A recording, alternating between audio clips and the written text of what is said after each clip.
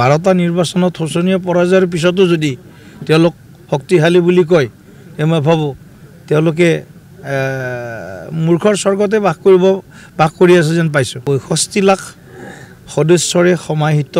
শক্তিবন্ত ভাৰতীয় জনতা পাৰ্টিৰ কৈ যদি কোনোবা আৰু শক্তিশালী দল বা মিত্ৰপক্ষ আছে তেতিয়াহ'লে তেওঁলোকৰ শক্তিটো প্ৰকাশ কৰি দেখুৱাই দিয়ক 12টা নিৰ্বাচনত শোচনীয় পৰাজয়ৰ পিছতো যদি তেওঁলোক শক্তিশালী বুলি কয় মই ভাবোঁ তেওঁলোকে মূৰ্খৰ স্বৰ্গতে বাস কৰি আছে যেন পাইছোঁ চাওক এতিয়াতো কিছুমান ৰাজনৈতিক পৰিদৃশ্যবিলাক সলনি হৈ থাকে সব কথাতে আপুনি প্ৰতিক্ৰিয়া এটা সাময়িক প্ৰতিক্ৰিয়া হ'ব পাৰে কিন্তু ৰাজনৈতিক প্ৰেক্ষাপট যেহেতু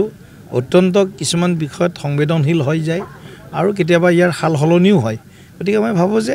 এই মুহূৰ্তত মইতো তেনেকুৱা ধৰণৰ তেওঁলোকৰ কাৰণ এটা অকৃত্ৰিম এটা যিটো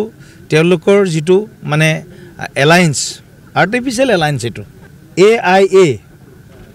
গতিকে আৰ্টিফিচিয়েল এলায়েন্স যিটো তেওঁলোকৰ হৈছে এটা কৃত্ৰিম মিত্ৰতা এইটো ইয়াত কোনো ধৰণৰ সংবেদনশীলতা নাই ইয়াত কোনো ধৰণৰ মানে কি বুলি কয় আবেগ নাই ইমোশন নাই ইয়াত য'ত আবেগ নাই য'ত নেকি সংবেদনশীলতাও নাই তাৰ ক'ত স্থায়িত্ব থাকিব পঞ্চায়ত ইলেকশ্যনতো আমি ভালে হ'ব যোৱাবাৰো আমাৰ ভাল হৈছিলে এইবাৰো আমি কষ্ট কৰি আছোঁ আৰু কষ্ট কৰিম পঞ্চায়ত ইলেকশ্যনৰ কাৰণে আমাৰ প্ৰস্তুতি চলাইও আছোঁ মুখ্যমন্ত্ৰী ডাঙৰীয়াও ইতিমধ্যে কিছু কথা কৈছে যে সোনকালেই আমি পঞ্চায়ত নিৰ্বাচন আয়োজন কৰাৰ পক্ষপাতি আছিলোঁ কংগ্ৰেছ দল এই বিৰোধী দলবিলাকেহে ৰাইজৰ মূৰত মাধমৰ সোধালে আজি বিহুৰ আগতেই আমাৰ ইলেকশ্যন হৈ যাব লাগিছিল এই সময়ত ইলেকশ্যন হ'ব লাগিছিল এই তেওঁলোকে কিছুমান অপপ্ৰচাৰ মিথ্যাচাৰেৰে অসমৰ ৰাইজক বিভ্ৰান্ত কৰিবৰ কাৰণে চেষ্টা কৰিলে কংগ্ৰেছ দলৰ নেতা কংগ্ৰেছ দলৰ বহুত মানে শুভাকাংক্ষী উচ্চ ন্যায়ালয়ৰ দ্বাৰস্থ হ'ল ভাৰতীয় জনতা পাৰ্টিটো উচ্চ ন্যায়ালয়ৰ দ্বাৰস্থ হোৱা নাই AGP উচ্চ ন্যায়ালয়ৰ দ্বাৰস্থ হোৱা নাই UPPL যদিও তাত পঞ্চায়ত নিৰ্বাচন নাই তথাপিও আমাৰ কোনো NDAৰ মিত্ৰ ঘটক দলে পঞ্চায়ত নিৰ্বাচনৰ বিৰোধিতা কৰা নাই বিৰোধিতা কৰিছে কংগ্ৰেছ দলে গতিকে কংগ্ৰেছ দলে যেহেতু তিনিখলপীয়া শাসন ব্যৱস্থাৰ আৰু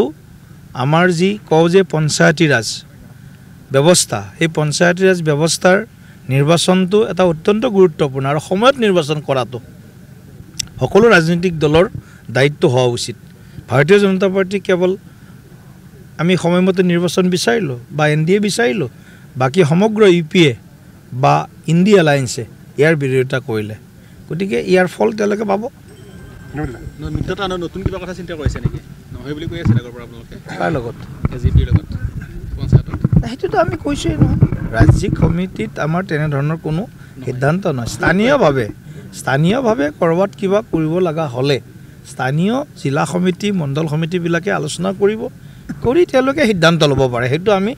আগতেও কৈছোঁ পূৰ্বস্থিতিতে আছে আগত যি চলিছিল এতিয়াও হৈ চলি আছে আগত যেনেকুৱা ফলাফল আছিল তাতকৈ বেছি ভাল ফলাফল হ'ব আপুনি বিচৰা বাতৰি পাব কেৱল নিউজ 18 এপত নিউজ 18 এপ ডাউনলোড কৰিবলৈ স্ক্যান কৰক এই QR কোড গুগল প্লে ষ্টৰতো পাব এই নিউজ 18 এপ